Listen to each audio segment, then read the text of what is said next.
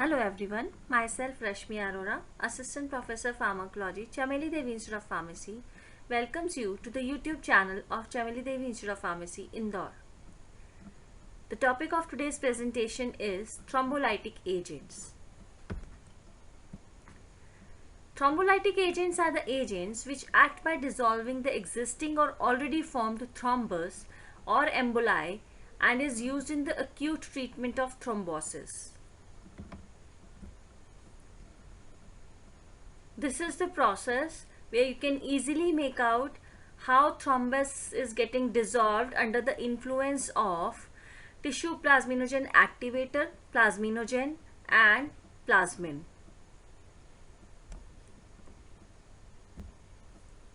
Actually, under the influence of vascular injury, the blood clotting mechanism gets activated through extrinsic as well as intrinsic pathway, and on one side platelet adhesion and release occurs due to the exposure of collagen and Wald-Wilbend factor, and thus aggregation starts.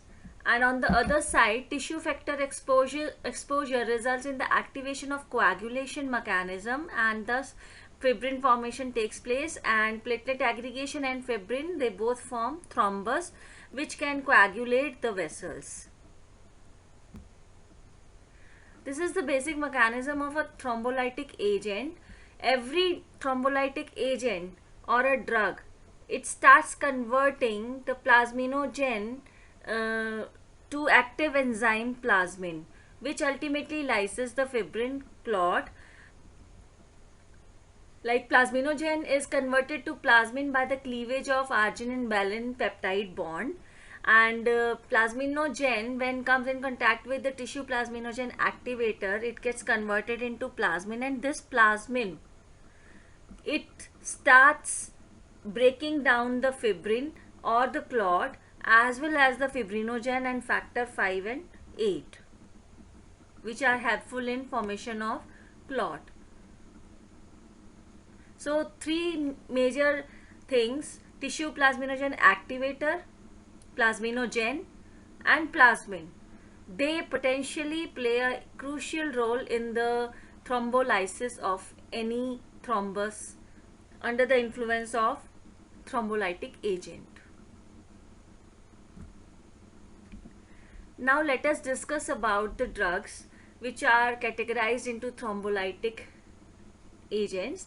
First one is streptokinase. Streptokinase was first recognized as thrombolytic agent in 1930, and it is a bacterial protein, and the mechanism of action, basically it binds to the plasminogen producing an activator complex, and this activator complex results in the lysis of free plasminogen to proteolytic enzyme plasmin.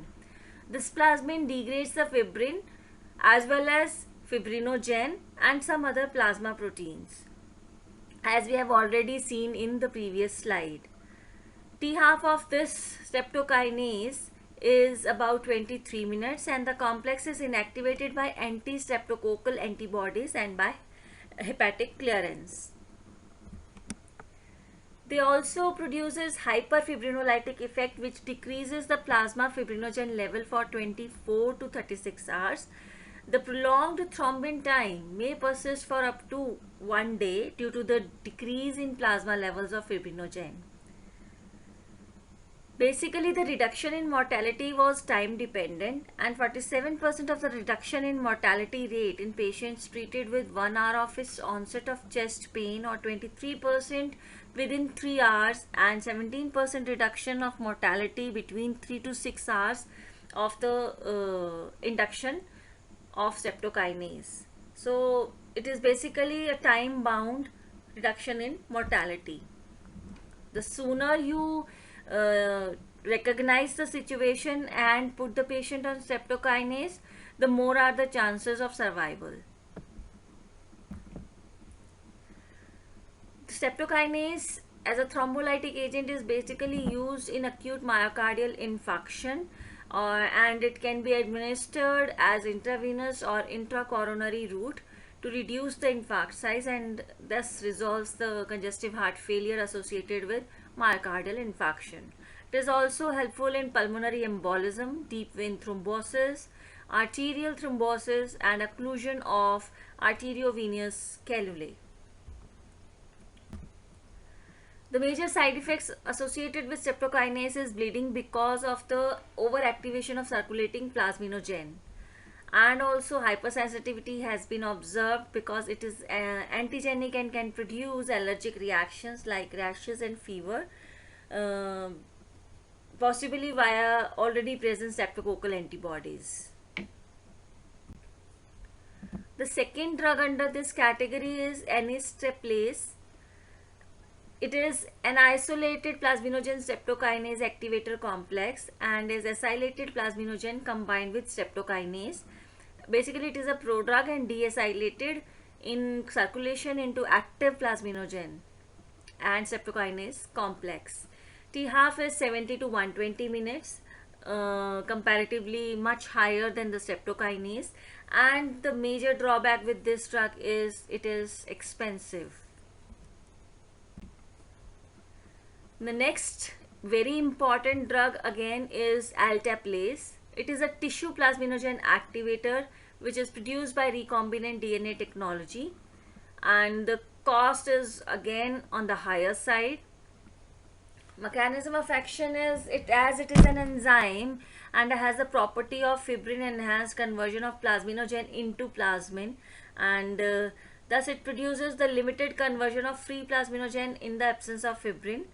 It is when introduced into the systemic circulation, binds to the fibrin in a thrombus and converts the entrapped plasminogen into plasmin, and this plasmin ultimately lyses the thrombus and exerts its action. The therapeutic uses of alteplase are in acute myocardial infarction, acute ischemic stroke for improving the neurological recovery and reducing the incidence of disability. But the treatment should only be initiated within 3 hours. This is the major condition. If the patient gets an acute ischemic stroke attack, then within 3 hours, if the treatment with alteplase has been started, then this could be of it reduces tremendously the incidence of disability due to ischemic stroke. Also, it is used in pulmonary embolism for the treatment of acute massive pulmonary embolism. It has a very short T half of 5 minutes only as compared to the other two drugs which have already been covered as thrombolytic agents. And the major side effects including are the bleeding in GI tract and cerebral hemorrhage. Along with it, similar type of allergic reactions have been noted as with streptokinase.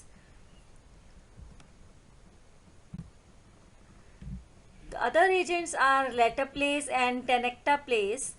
They are also the human tissue plasminogen activators prepared by recombinant technology, and it is a fibrin specific agent and has a longer duration of action as compared to the alteplase, which shares only 5 minutes of T half. And tenecteplase is also genetically modified tissue plasminogen activator, again prepared by recombinant technology, and it is more specific for fibrin as compared to alteplase, and again the longer duration of action. Next agent is urokinase. Urokinase is again an enzyme which is produced by the kidney and it is found in urine. That is why the name urokinase, and it is mainly used in low molecular weight form, and however it is obtained from the human neonatal kidney cells through tissue culture technology. The major mechanism of action of urokinase is it acts on the endogenous fibrinolytic system, which converts the plasminogen into plasmin and thus degrades the fibrin clot. One thing is to be noted that I have already said in the previous slides where we were discussing the mechanism of action of thrombolytic agents. All these agents, they by one method or the another they are converting or helping to convert plasminogen into plasmin, which actually is doing the lysis mechanism of the clot. Urokinase is administered intravenously and readily gets cleared up by the liver, and the T half of biological activity is 12 to 20 minutes, and it is mainly used for the lysis of acute massive pulmonary embolism.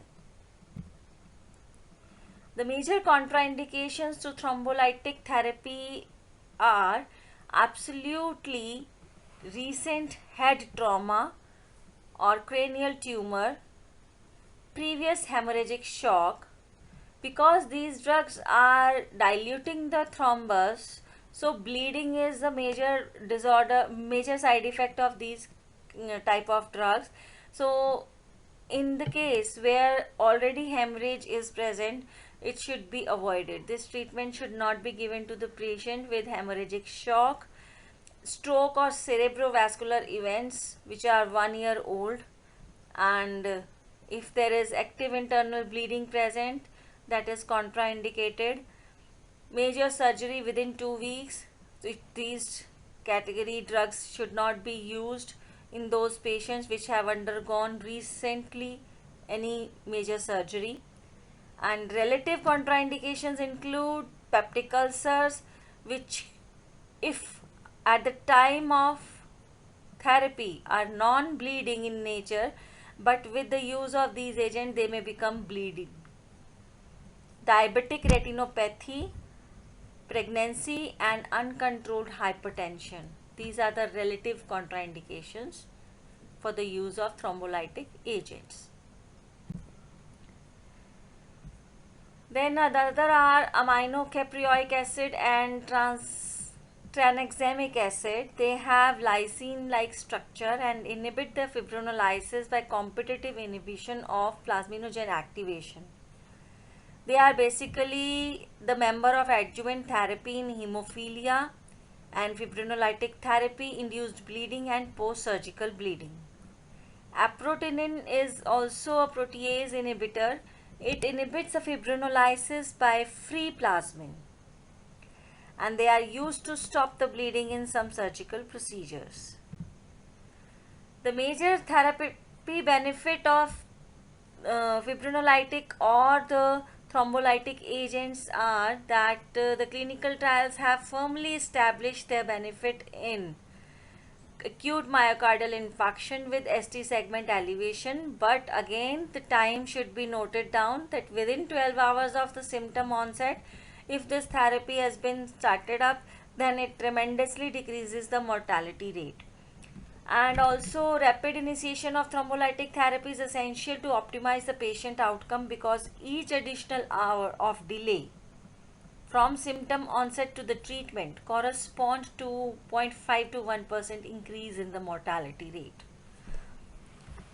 So this is all about the thrombolytic agents. I hope you enjoyed the lecture. Thank you.